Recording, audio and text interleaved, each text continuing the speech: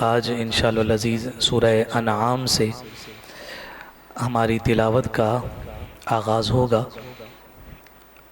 انعام عربی میں چوپائے جانور کو کہا جاتا ہے۔ اس سورہ مبارکہ میں کفار مکہ کی جانب سے کچھ جانوروں کے حوالے سے جو باطل عقائد اور نظریات تھے ان کو ڈسکس کیا گیا ہے، جس کی وجہ سے اس سورہ کا نام سورہ انعام ذکر کیا گیا ہے۔ یہ سورت مکی ہے، اور جب ہم قرآن مجید فرقان حمید کی مکی اور مدنی صورتوں کی تقسیم کے حوالے سے بات کرتے ہیں تو مکی صورتوں کا مزاج اور مدنی صورتوں کا مزاج ہمیں مختلف نظر آتا ہے۔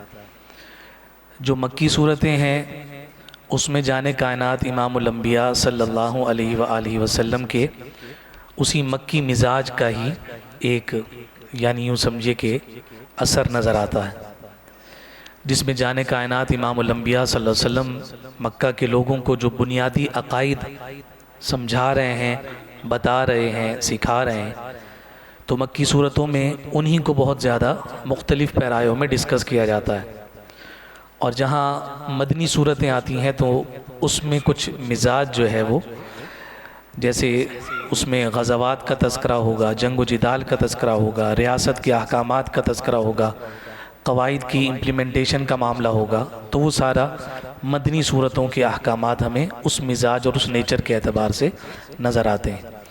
تو یہ جو سورہ انعام ہے، چونکہ یہ مکی صورت ہے تو اب اس کی پوری تلاوت میں ہمیں جو بنیادی بات نظر آئے گی وہ یہ ہے کہ اس میں توحید، رسالت اور عقیدہ آخرت کو سب سے زیادہ ہائی لائٹ کیا جاتا ہے اور کیا گیا ہے۔ کسی بھی شخص کو اپنی جانب متوجہ کرنے کے لیے دو قسم کے اسالیب اختیار کیے جاتے ہیں، پیٹرنز اور اسلوب اختیار کیے جاتے ہیں، اڈاپٹ کیے جاتے ہیں۔ ایک کو کہا جاتا ہے اسلوب تقریر، اور ایک کو کہا جاتا ہے اسلوب تلقین۔ تقریر کا اسلوب اور تلقین کا اسلوب، ان دونوں میں بڑا واضح فرق ہوتا ہے۔ یعنی آپ اپنی بات کسی کو منوانا چاہتے ہیں تو ان دو طریقوں سے منوائی جا سکتی ہے۔ سامنے والے کو کنونس کرنا ہے، یا تو آپ تقریر کے ذریعے سے کریں گے یا پھر آپ تلقین کے ذریعے سے کریں گے۔ یہ سورہ انعام میں اللہ رب العزت نے ان دونوں اسالیب کو اختیار فرمایا ہے، اسلوب تقریر بھی ہے اور اسلوب تلقین بھی ہے۔ اسلوب تقریر سے مراد کیا ہے؟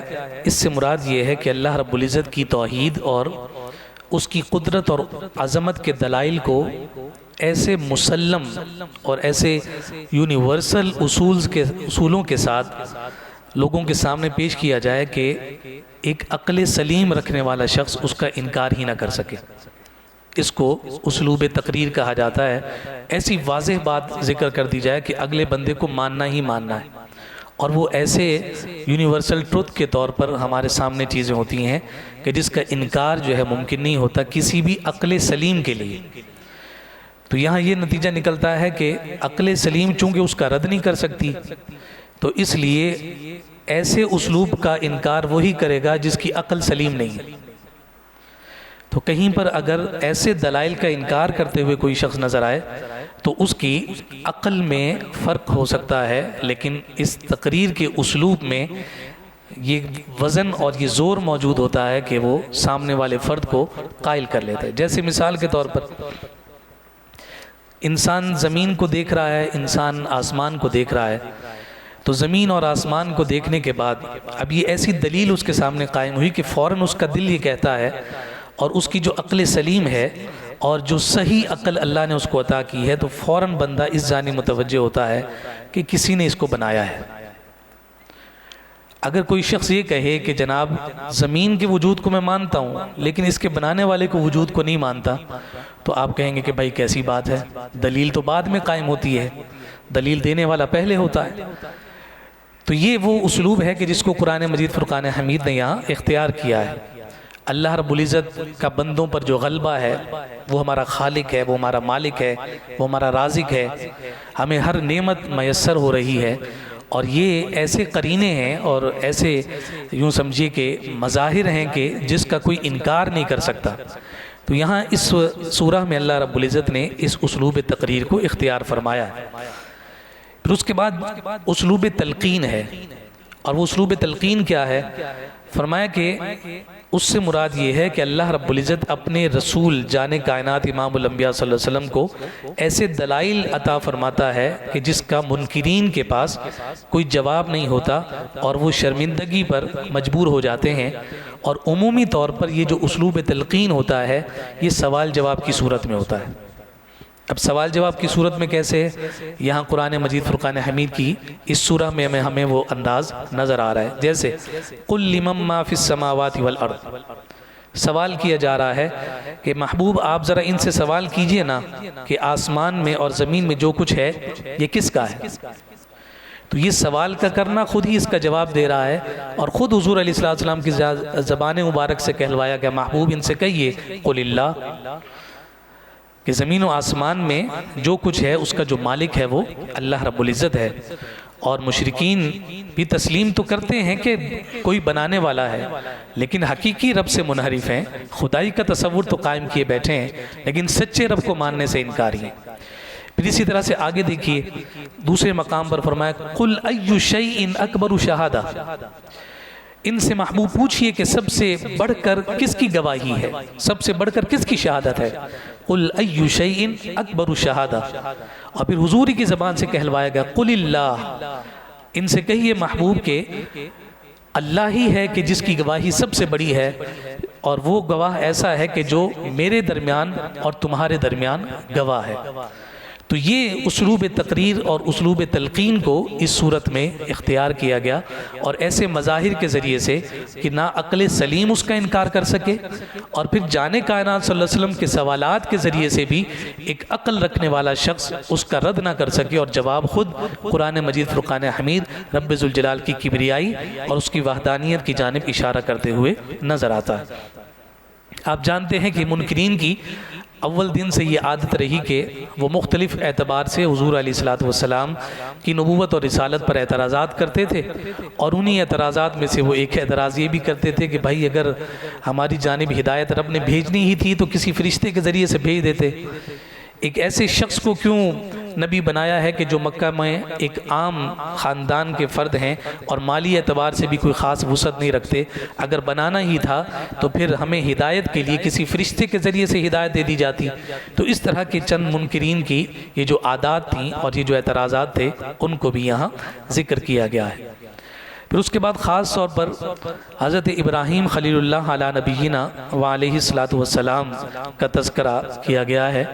اور جناب ابراہیم کا ذکر قرآن مجید فرقان حمید میں جہاں بھی آیا ہے وہاں پر ایک تصور حضرت ابراہیم کی شخصیت کے ساتھ قائم ہوا ہے کہ آپ نے جب آپ کو موقع ملا آپ نے اپنی تبلیغ کے ذریعے سے ہر مرحلے پر دلیل کے ذریعے سے باطل خداؤں کا رد کیا ہے. چاہے ہم 17ویں پارے کی اس کیفیت کو دیکھیں کہ جب سارا قبیلہ جو ہے وہ خوشی منانے کے لیے میلے کی طرف گیا ہو اور آپ تنہا موجود ہوں اور بت خانوں میں موجود جو بت ہیں ان کو زمین بوس کرتے ہوئے نظر آئے، وہاں پہ بھی اسی کبریائی باری تعالیٰ کی کبریائی کی دلیل قائم کرتے ہوئے نظر آ رہے ہیں. اسی طرح سے آپ دوسرے مقام پر کہیں آپ دیکھتے ہیں تو جناب ابراہیم خلیل اللہ علی نبینا علیہ السلام جناب نمرود کے ساتھ مکالمہ کرتے ہوئے اپنے رب کی اس بزرگی اور کبریائی کو بیان کرتے ہوئے نظر آ رہے ہیں کہ میرے رب کی شان مشرق و مغرب دونوں سے سورج نکالنے پر قدرت ہے. اور اس طرح کے بہت سارے عوامل نظر آتے ہیں. یہاں پر بھی کچھ اسی قسم کی دلیل جناب ابراہیم خلیل اللہ علی نبینا علیہ السلام نے قائم فرمائی کہ آپ کے دور میں ستاروں کی پرستش کی جاتی ہے، چاند کی پوجا کی جاتی ہے، سورج کے سامنے جھکا جاتا ہے. تو حضرت ابراہیم خلیل اللہ علیہ نبینا علیہ السلام نے ہر اعتبار سے ان کا رد کیا. ستارہ چمکا، اس کی جانب توجہ کی اور فرمایا کہ یہ ہے جس کو تم خدا کہتے ہو. تھوڑی دیر بعد جب ظلمت زیادہ بڑھی، اندھیرا بڑھا اور وہ ستارہ چھپ گیا تو آپ نے فرمایا کہ خدا تو ڈوبنے سے پاک ہے اور میں اس سے پاک ہوں کہ میں اس کو پوجا کروں. پھر اس کے بعد جب دوسری رات آئی تو دیکھا کہ چاند جو ہے وہ آب و تاب کے ساتھ چمک رہا ہے، 14ویں کا چاند اپنا جوبن بکھیر رہا ہے، ہر طرف اندھیرا ہے لیکن اس کا جو نور ہے وہ ہر ایک پر روشنی ڈال کر زمین کو جو ہے وہ معطر اور منور کیے ہوئے ہے۔ تو آپ نے پوچھا کہ یہ چاند ہے جس کو تم دیکھ کر جس کی عبادت کرتے ہو؟ لوگوں نے کہا ہاں بالکل ایسا ہی ہے، لیکن چاند نے بھی غروب ہونا تھا۔ جب وقت آیا اور وہ غروب ہوا اور آنکھوں اور نظروں سے اوجھل ہوا تو جناب ابراہیم خلیل اللہ نے دوبارہ وہی بات ذکر کی کہ رب ذوالجلال تو ازل سے ہے، ابد تک ہے، یہ کیسے ممکن ہے کہ جو خدا ہو کر غروب ہو جائے اور ڈوب جائے؟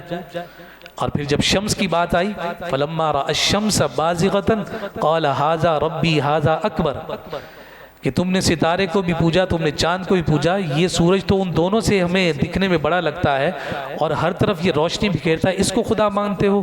لیکن جب وہ غروب ہونے لگا تو کہا میں اس سے پاک ہوں، میں برات کا اعلان کرتا ہوں، میرا ایسے خداؤں کے ساتھ کوئی تصور نہیں۔ انی وجہت وجہی للذی فطر السماوات والارض حنیفا وما انا من المشرکین، فرمایا کہ میرا تو تعلق اسی ایک خالص رب کے ساتھ ہے اور میری ساری توجہات اور میرے سارے ارادوں اور خیالات کا مرکز و محور جو ہے وہی رب ذوالجلال ہے اور میں مشرکین میں سے نہیں ہوں۔ تو یہ ساری تفصیل بھی آج کی تلاوت میں موجود ہے۔ اور اس موقع پر سب سے زیادہ جناب ابراہیم خلیل اللہ علیہ نبینا علیہ السلام کو جس نے اپوز کیا، اپوزیشن جو آپ نے فیس کی ہے، تو وہ آپ کے چچا ہے جس کا نام آزر ذکر کیا گیا، اور سب سے زیادہ وہی جناب ابراہیم خلیل اللہ علی نبینا علیہ السلام کے ساتھ جو ہے وہ مکالمہ کرنے میں، اپوز کرنے میں، اعتراض کرنے میں پیش رہتا تھا۔ تو یہاں قرآن نے اس کا باقاعدہ نام ذکر کر کے اس تفصیل کو ذکر کیا۔ ضمناً یہ بات آپ کی خدمت میں عرض کر دوں، بعض لوگوں کو مغالطہ ہوا کہ آزر جو ہے وہ جناب ابراہیم کا باپ ہے، نہیں، جناب ابراہیم خلیل اللہ علیہ نبینا علیہ السلام کے جو والد تھے وہ موحد تھے، ان کا نام طارق تھا، اور یہ جو آزر ہے یہ چچا ہے۔ یہاں قرآن نے اب کا لفظ استعمال کیا ہے، والد کا لفظ استعمال نہیں کیا ہے، اور عرب کا یہ دستور ہے کہ اب کا جو لفظ ہے یہ تایا، باپ، چچا سب کے لیے مستعمل ہے۔ تو یہاں جو آزر سے مراد یہ حضرت ابراہیم خلیل اللہ کے چچا ہیں، ان کے والد نہیں ہیں۔ آپ کے والد بزرگوار جو ہے وہ موحد تھے، اور اس کی سب سے بڑی دلیل جان کائنات امام الانبیاء صلی اللہ علیہ وآلہ وسلم کا خوبصورت فرمان ہے، جس میں حضور علیہ السلام نے فرمایا کہ میں پاک پشتوں میں، پاک رحموں سے ہوتا ہوا تمہارے درمیان آیا ہوں، یعنی میری اصل میں کوئی بھی ایسا نہیں ہے کہ جس نے کبھی کسی باطل خدا کے سامنے سر جھکایا ہو۔ تو جناب ابراہیم جو حضور کے جد اعلیٰ ہوں، تو کیسے ممکن ہے کہ حضور فرمائیں کہ میری اصل میں کوئی مشرک نہیں ہے، اور ہم جو ہے وہ دیدہ دلیری سے کہیں کہ ابراہیم کا باپ جو ہے مشرک تھا؟ معاذ اللہ ثم معاذ اللہ، اس طرف یہ تصور قائم نہیں ہوتا۔ یہاں اس سے مراد جو ہے حضور علیہ الصلوۃ جناب ابراہیم کے چچا ہے۔ پھر اس کے بعد آگے جب تذکرہ چلتا ہے تو جناب ابراہیم علیہ السلام کے تذکرے کے بعد 18 انبیاء کا تذکرہ کیا گیا، جن کے نام سورہ انعام میں ذکر کیے گئے ہیں، اور ان تمام کو وحی سے مشرف کیا گیا۔ ان کے علاوہ بھی بے شمار انبیاء اللہ رب العزت نے دنیا میں بھیجے ہیں۔ دیکھیں، ایک ہستی اور شخصیت ہے کہ جس کو نبی کہا جاتا ہے، اور ایک ہستی اور شخصیت ہے کہ جس کو رسول کہا جاتا ہے۔ عمومی طور پر ہمارے ذہنوں میں یہ ہوتا ہے کہ نبی اور رسول سے مراد ایک ہی پرسنالٹی ہے، ایک ہی شخصیت ہوتی ہے۔ ایسا نہیں ہے، اس میں جو نبی ہے وہ عام ہیں اور جو رسول ہیں وہ خاص ہیں۔ جو خاص ہوتے ہیں وہ کم ہوتے ہیں، اور جو عام ہوتے ہیں وہ زیادہ ہوتے ہیں۔ اگر یہ سوال کیا جائے کہ اللہ رب العزت نے کتنے نبی اور رسول بھیجے، کلیکٹیولی کتنے نبی اور رسول بھیجے، تو ہم بچپن سے پلے گروپ نرسری سے یہی پڑھتے ہوئے آ رہے ہیں کہ اللہ رب العزت نے کم و بیش 1,24,000 انبیاء اور رسول دنیا میں مبعوث فرمائے۔ ان میں نبی بھی داخل ہو گئے اور ان میں رسول بھی داخل ہو گئے۔ لیکن اگر پرٹیکولرلی یہ پوچھا جائے کہ اللہ رب العزت نے کتنے رسول بھیجے ہیں، تو اس کی تعداد احادیث کی کتب میں 313 ذکر کی جاتی ہے۔ اب یہاں تصور کیا قائم ہوگا؟ یہاں تصور یہ قائم ہوگا کہ ہر رسول نبی ہوتا ہے۔ میں آپ کی زبان سے کہلوانا چاہوں گا، ہر رسول نبی ہوتا ہے، لیکن ہر نبی رسول نہیں ہوتا۔ مثال یوں ہے کہ ہر ماسٹرز کیا ہوا میٹرک بھی ہوتا ہے، لیکن ہر میٹرک ماسٹرز نہیں ہوتا. تو یہ بالکل یہی اعتبار ہے کہ رسولوں کی تعداد کم ہے اور نبیوں کی جو تعداد ہے وہ زیادہ ہے. اور یہاں پر 18 انبیاء کا تذکرہ کیا گیا ہے، جن میں حضرت ابراہیم، جناب اسحاق، جناب یعقوب، جناب نوح، جناب داؤد، جناب سلیمان، جناب ایوب، جناب یوسف، جناب موسیٰ، جناب ہارون، جناب زکریا، جناب یحییٰ، جناب عیسیٰ، جناب الیاس، جناب اسماعیل، جناب جناب یونس اور جناب لوط علیہم السلام. ان کا تذکرہ اللہ رب العزت نے متصل جناب ابراہیم کے تذکرے کے بعد فرمایا کہ یہ سارے کے سارے اسی تبلیغ کو آگے پروان چڑھا رہے تھے جو جناب ابراہیم خلیل اللہ نے وحدانیت کا جھنڈا لہرایا تھا. تو یہ ساری تفصیل یہاں موجود ہے. اور پھر اس کے بعد دیکھیں کسی شخص کا بینا ہونا، کہ میں کہوں مجھے دکھتا ہے، اسماعیل صاحب کہیں ہاں بھائی مجھے بھی دکھتا ہے، میری بھی 2 آنکھیں. شہباز صاحب کہیں کہ جیسے آپ دیکھتے ہیں میں بھی دیکھتا ہوں. بینا ہر شخص ہوتا ہے دکھنے میں، لیکن نتیجہ ہر ایک مختلف نکالتا ہے. نتیجہ ہر ایک کا مختلف نکلتا ہے.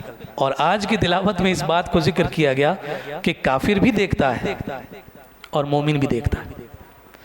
کافر کا دیکھنا مختلف ہے اور مومن کا جو دیکھنا ہے وہ مختلف ہے. کافر دیکھتا ہے تو اسے پوری کائنات مادی اسباب میں جکڑی ہوئی نظر آتی ہے، لیکن جب مومن اور مسلمان دیکھتا ہے تو جس چیز میں دیکھتا ہے اسے اس کا رب یاد آ جاتا ہے. یہ فرق ہے مومن اور کافر کے دل اور اس کی بینائی میں کہ جناب وہ کیا نتیجہ نکالتا ہے، اور شے کو دیکھ کر اس کو جو حقیقی معبود ہے، جو ہمارا پالنہار ہے، اس کی جانب توجہ چلی جاتی ہے. تو فرمایا کہ کافر اور مومن کی نظر میں یہی فرق ہے.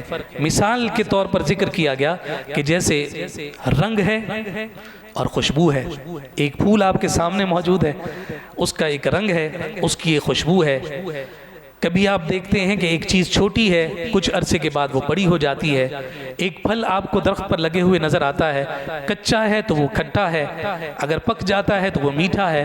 آپ کی عقل کہتی ہے کہ یہ کیسے ممکن ہے، درخت بھی وہی ہے، صرف وقت ہی تو گزرا ہے کہ کچھ دن پہلے یہ لیا تھا تو کھٹا تھا، اب کیا ہو گیا کہ یہ میٹھا ہے. تو فوراً آپ کا خیال پیدا ہوتا ہے ایسی صناعیت کسی انسان کے بس کی بات نہیں.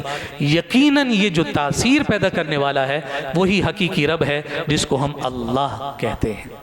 تو اس لیے فرمایا کہ مومن اور کافر کے دیکھنے میں بڑا واضح فرق ہے. پھر اسی کے تحت مفسرین نے ذکر کیا کہ مومن اور مومن بھی جب دیکھتے ہیں تو ان میں بھی فرق نظر آتا ہے.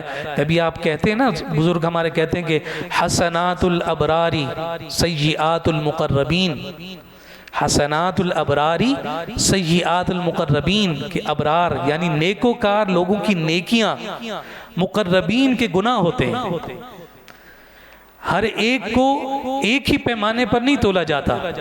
ایک عام مسلمان ہے تو اس کی ذمہ داری مختلف ہے، لیکن ایک صالح متقی پرہیزگار ہے تو پھر اس کی عبادت کا معیار مختلف ہوا کرتا ہے. ایک عام نیکوکار جب نیکی کرے تو ہم کہتے ہیں کتنا نیک آدمی ہے، لیکن کوئی مقرب بندہ ہوگا تو وہ کہے گا یہ عام لوگوں کے کرنے والے کام ہیں، ہم تو ان سے بلند کام کرنے والے ہیں، بلکہ ہم تو عبادت ہی اس وقت کرتے ہیں جب رب ذوالجلال کے جلووں میں مستغرق ہو جایا کرتے ہیں. تو اس لیے فرمایا کہ مومن کے اعتبار سے بھی نظر کا فرق ہے کہ بندہ جب ایک مومن نظر ڈالے تو پھر آپ دیکھتے ہیں کہ آقا کائنات فرمائیں اتقوا فراست المؤمن فإنه ينظر بنور اللہ. فرمایا کہ مومن کی فراست سے ڈرو کہ وہ اللہ کے نور سے دیکھتا ہے. تو ہم جو دیکھ رہے ہیں ہماری تو نظر میں کوئی کمال ہی نہیں، ہماری تو نظر سے کسی کی نظر ہی نہیں ملتی، ہماری تو نظر ڈالنے سے کسی کی کایا ہی نہیں پلٹتی. لیکن جن کی نظر سے کایا پلٹتی ہے وہ واقعی اللہ کے نور سے دیکھتے ہیں.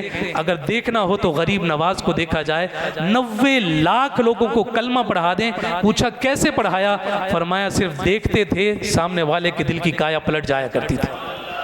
تو مومن کے بھی درجات اور معیارات ہیں، اور ہمیں اس درجے میں اپنے آپ کو بلند کرنا ہے تاکہ حضور علیہ الصلوۃ والسلام کے اس فرمان کے ہم مصداق ہو سکیں۔ یہ ساری تفصیل ذکر کرنے کے بعد نباتات کا خاص طور پر ذکر کیا گیا ہے کہ زمین سے اگنے والی جو مختلف چیزیں ہیں اور جو پھل ہیں اس کے بارے میں فرمایا انظروا الی ثمرہ اذا اثمر وینعی، یہ چیزیں جب پھلتی ہیں تو ان کے پھلوں پر، اور جب پکتی ہیں تو ان کے پکنے پر نظر کرو، جب اگیں تب بھی نظر کرو، جب پکیں تب بھی نظر کرو، اور جب تم نظر کرو گے تو تمہیں رب ذوالجلال کی وہ عظیم صنائیت نظر آئے گی اور قدرت کی بہت ساری نشانیاں تمہیں اس میں نظر آئیں گی۔ پھر اس کے بعد جب 8ویں پارے کا آغاز ہوتا ہے تو اس موقع پر فرمایا کہ وَلَوْ أَنَّنَا نَزَّلْنَا إِلَيْهِمُ الْمَلَائِكَةَ وَكَلَّمَهُمُ الْمَوْتَى وَحَشَرْنَا عَلَيْهِمْ كُلَّ شَيْءٍ قُبُلًا مَا كَانُوا لِيُؤْمِنُوا إِلَّا أَن يَشَاءَ اللَّهُ وَلَكِنَّ أَكْثَرَهُمْ يَجْهَلُونَ، وہ جو کہتے تھے کہ جی معجزہ دکھا دے ہم ایمان لے کر آ جائیں گے، فرشتہ دکھا دے ہم ایمان لے کر آ جائیں گے۔ قرآن مجید فرقان حمید اس مقام پر اگر محبوب یہ منافق ہیں، انہوں نے نہیں ماننا، ان سے براہ راست کلام بھی کر لیا جائے یہ تب بھی نہیں مانیں گے۔ آپ کو پریشان ہونے کی ضرورت نہیں ہے، اللہ رب العزت نے جس کے مقدر میں ہدایت لکھی ہے اس کو ہدایت مل کر رہے گی۔ تو یہ ساری تفصیل حضور علیہ الصلوۃ والسلام کی تسلی کے لیے یہاں ذکر کی گئی، اور پھر جب بات آگے بڑھتی ہے تو اللہ اکبر، کچھ مشرکین کی حماقتوں کا تذکرہ ہے، ان کے بھولے پن کا تذکرہ ہے، اپنی دانش میں تو وہ بہت ایک اعتبار سے کوئی ایکسٹرا آرڈنری چالاکی تھی، لیکن قرآن مجید فرقان حمید نے اس کو بے وقوفی اور حماقت کہا ہے۔ ان میں سے پہلی حماقت کیا ہے؟ وہ یہ ہے کہ جناب وہ زمین سے حاصل ہونے والے غلے اور چوپایوں میں اللہ کا حصہ الگ کر لیتے تھے اور اپنے شرکاء کا حصہ الگ کر لیتے تھے۔ اب وہ الگ ہونے کے بعد پھر جو ان کے شرکاء کا حصہ ہوتا تھا اسے تو اللہ کے حصے میں نہیں ملنے دیتے تھے کہ کہیں رب کی طرف زیادہ نہ چلا جائے، لیکن رب کے حصے میں سے اگر شرکاء کا حصہ پورا کرنا ہوتا تھا تو ادھر سے نکال کر پورا کر لیا کرتے تھے۔ تو فرمایا کہ یہ ان کی گویا کہ بے وقوفی ہے کہ وہ سمجھتے ہیں کہ رب ذوالجلال ان کے مال کا محتاج ہے۔ پھر اس کے بعد اگلی جو ان کی بے وقوفی کو ذکر کیا گیا وہ فرمایا کہ وہ اپنی اولادوں کو، اپنی بیٹیوں کو فقر یا عار کی وجہ سے، ندامت کی وجہ سے جو ہے وہ قتل کر دیتے تھے۔ اللہ اکبر۔ ہمارے ایک بزرگ کہتے ہیں کہ جانے کائنات امام الانبیاء صلی اللہ علیہ وسلم کے گھر میں سیدہ پاک کی جب ولادت ہوئی، اللہ اکبر، فاطمہ الزہرا سلام اللہ تعالی علیہ کی، فرماتے ہیں کہ جب حضور علیہ السلام نے ان کے لیے فرمایا نا کہ فاطمہ بضعۃ منی، فاطمہ میرے جگر کا ٹکڑا ہے، تو بزرگ کہتے ہیں کہ یہ صرف حضور کی محبت کا اظہار نہیں تھا، یہ اس دور میں اعلان جہاد تھا کہ جس بیٹی کو تم زمین میں دفن کرتے ہو میں مصطفیٰ اس بیٹی فاطمہ کو اپنے جگر کا ٹکڑا کہہ رہا ہوں۔ بیٹیوں کو یہ شان میرے رسول نے عطا فرمائی۔ وہ صحابی کا واقعہ ہم اکثر آپ حضرات سماعت کرتے رہتے ہیں کہ حضور کی خدمت میں عرض کرنے لگے یا رسول اللہ زمانہ جاہلیت کی دو باتیں ہیں، ایک پر مجھے ہنسی آتی ہے اور ایک پر مجھے رونا آتا ہے۔ تو حضور علیہ السلام نے فرمایا کہ ہنسی کس بات پر آتی ہے؟ کہا کہ میں بتوں کی پوجا کرتا تھا، ایک دن لمبے سفر پر جانے لگا، گھر میں جو مٹی کا بنا ہوا بت تھا وہ اپنے سامان میں ڈالا تو وہ بھاری ہو گیا، تو میں نے کہا اتنا بھاری خدا کہاں اٹھاتا پھروں گا؟ میں نے ایسا کیا کہ وہ مٹی کا بنا ہوا رکھ دیا اور آٹے کو گوندھ کر اس سے میں نے مورتی بنا لی کہ جناب یہ ہلکا پھلکا ہو جائے گا اور میں اپنے ساتھ لے جاؤں گا، اور جب ضرورت ہوگی تو میں اسی کو سامنے رکھ کر عبادت کر لوں گا۔ کہتے ہیں ایک جگہ پر میں پہنچا تو وہاں جا کر زیادہ راہ ختم ہو گیا، کھانے پینے کا کچھ نہ بچا، لیکن وہ جو مورتی جو خدا میں نے جو ہے نا وہ آٹے کا بنایا تھا، خیال پیدا ہوا کہ یہ خدا آج کام نہیں آئے گا تو پھر کب آئے گا؟ کہتے ہیں میں نے اسی آٹے میں دوبارہ پانی ڈالا اور اس کو گوندا اور کھا گیا۔ کہتے ہیں مجھے اس بات پر بڑی ہنسی آتی ہے کہ میری عقل ماری گئی تھی کہ میں اپنا خدا کھا گیا، میں ایسے شخص کی عبادت، میں ایسی شے کی عبادت کر رہا تھا کہ جس کو میں خود کھائے جا رہا ہوں۔ تو حضور نے فرمایا کہ رونا کس بات پر آتا ہے؟ تو کہا میں ایک سفر پر تھا اور میری جو خاتون اہلیہ ہیں وہ حاملہ تھی، میں جب واپس آیا تو میرے گھر کے آنگن میں ایک بچی کھیل رہی تھی، میں نے پوچھا یہ کہ لڑکی کس کی ہے؟ تو میری بیوی نے کہا کہ یہ لڑکی تمہاری ہے، میرے بطن سے پیدا ہوئی ہے۔ کہا میں اتنا سنگ دل تھا کہ میں نے اپنی بیٹی کو اپنے ساتھ لیا، دور صحرا میں لے گیا، کھڈا کھودا، اور کھڈا کھودنے کے بعد میں نے اپنی اس بیٹی کو زندہ جو ہے وہ کھڈے میں ڈال دیا، اور جب میں اوپر سے مٹی ڈال رہا تھا تو وہ مجھے بابا کہہ کر پکار رہی تھی۔ میں اتنا سنگ دل تھا کہ میرے دل پر اس کی بات نے اور اس کی آواز نے اور اس کے لہجے نے اثر نہیں کیا اور میں نے اس کو زندہ درگور کر دیا۔ کہتے ہیں یا رسول اللہ اس زمانہ جاہلیت کے اس عمل کو اب جب جب یاد کرتا ہوں تو مجھے رونا آتا ہے۔ تو حضور کی آنکھوں میں بھی آنسو تھے۔ آج کی ماں بہن اور بیٹی کو اس تصور کو ذرا اپنے ساتھ جوڑنا چاہیے کہ ہمارے حقوق کی حفاظت ہمارے کریم لجپال سے بڑھ کر کوئی نہیں کر سکتا ہے۔ بیٹی تھی تو سینے سے لگایا، ماں تھی تو جنت کو کھینچ کر اس کے قدموں میں لا کر رکھ دیا، اور اب بھی کہتے ہیں کہ جناب اسلام نے عورت کو کیا دیا ہے؟ اسلام اگر عورت کے مقام پر ہونے کے بعد جب ماں کہلائے تو اپنی اولاد کے لیے جنت کا درجہ رکھتی ہے۔ یہی عورت جو ہے کسی کی بیوی بن جائے تو اس کی عزت و ناموس کا درجہ اور مقام پا لیتی ہے، اور اگر اللہ کسی کو بیٹی عطا فرما دے، میری ماں سیدہ عائشہ صدیقہ فرماتی ہیں رسول کائنات کی زبان سے اسے بشارت ہے جسے رب نے بیٹی عطا کی ہو، وہ اس کی اچھی تربیت کر کے اچھے گھر کا کر دے، اللہ رب العزت اسے جنت کی بشارت عطا فرماتا ہے۔ اللہ اکبر۔ یہ دو ان کی بے وقوفیوں کو ذکر کرنے کے بعد تیسرا ذکر کیا گیا کہ انہوں نے چوپایوں کے حوالے سے نام نہاد تقسیم کر رکھی تھی۔ بعض جانور انہوں نے ایسے کر رکھے تھے کہ جو کاہنوں اور مذہبی پیشواؤں کے لیے مخصوص تھے، بعض وہ تھے کہ جن پر سوار ہونا اور ان سے کسی بھی طرح کا فائدہ اٹھانا وہ اپنے لیے جائز نہیں سمجھتے تھے، اور بعض وہ تھے کہ جنہیں ذبح کرتے وقت وہ اللہ رب العزت کی بجائے بتوں کا نام ذکر کرتے تھے۔ تو فرمایا کہ یہ ساری کی ساری ان مشرکین مکہ کی جو ہے وہ بے وقوفیاں ہیں اور ان کی گھڑی ہوئی باتیں ہیں۔ ان ساری تفصیلات کو ذکر کرنے کے بعد وہ جو چارٹرڈ ہے 10 نکاتی کہ جو جناب آدم سے چلتا ہوا آیا اور امام الانبیاء تک آیا، 10 ایسی چیزیں ذکر کی گئی ہیں کہ ہر نبی نے اس کی تبلیغ فرمائی، صرف میں ان کے نام ذکر کر دیتا ہوں۔ پہلی چیز فرمایا کہ اللہ کی عبادت کے علاوہ کسی کی عبادت نہیں کی جائے گی، یہ یونیفارم پریچنگ ہے آدم سے لے کر امام الانبیاء تک ہر نبی کی۔ دوسرا یہ کہ والدین کے ساتھ اچھا سلوک کیا جائے گا اور انہیں اپنی زبان و عمل سے تکلیف نہیں دی جائے گی۔ تیسرا اولاد کو فقر کے ڈر سے یا ننگ و عار کے خوف سے کسی صورت بھی قتل نہیں کیا جائے گا۔ چوتھا یہ کہ ہر قسم کے فواحش سے اور برائی سے بچا جائے گا، چاہے وہ برائی خفیہ ہو یا اعلانیہ۔ پانچواں یہ کہ انسان کو ناحق قتل کرنا جو ہے وہ ہر شریعت میں حرام رہا اور یہ بدترین گناہ ہے۔ چھٹا یہ ہے کہ اگر تمہیں یتیم کے مال پر امین بنا دیا جائے تو تمہیں ناجائز تصرف کی کسی صورت بھی اجازت نہیں ہے۔ ساتواں ہر نبی نے یہ پیغام دیا کہ تم نے کاروبار کرتے ہوئے ناپ تول میں ہرگز کمی نہیں کرنی ہے۔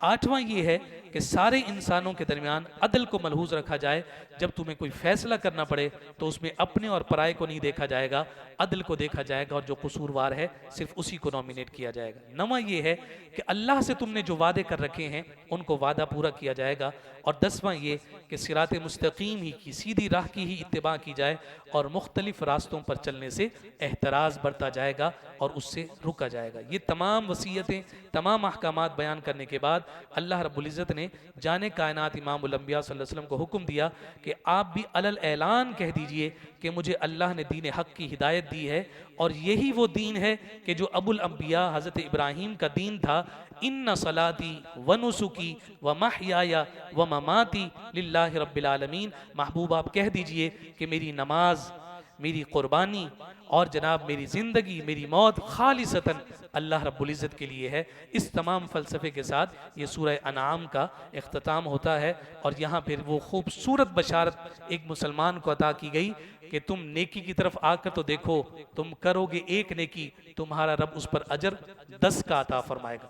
من جاء بالحسنۃ فلہ عشر امثالھا، آؤ تو صحیح، ذرا نیت تو کرو، تمہیں نیت پر بھی اجر دیا جائے گا، اور پھر جب تم کام کر لو گے تو رب ذوالجلال ایک کے بدلے میں تمہیں 10 کا اجر عطا کرے گا۔ رب کی رحمت سے امید ہے کہ ہم یہ جو 27 راتیں بیٹھ کر قرآن سیکھ اور سمجھ رہے ہیں، ہم خالص نیت کے ساتھ قرآن سے محبت کا اظہار کر رہے ہیں۔ رب نے چاہا تو انشاءاللہ جب نامہ اعمال کھلے گا اور وہ توق بن کر ہمارے سامنے رجسٹر ہوگا تو اس میں 27 راتیں نہیں لکھی ہوں گی، اس میں 270 راتیں لکھی ہوں گی انشاءاللہ۔ انشاءاللہ رب کی رحمت سے یہ امید ہے، یہ قرآن سے محبت قیامت کے دن ہمارے کام آئے گی، جب کسی چیز کا سایہ نہیں ہوگا، یہی قرآن سائبہ بن کر ہمارے ساتھ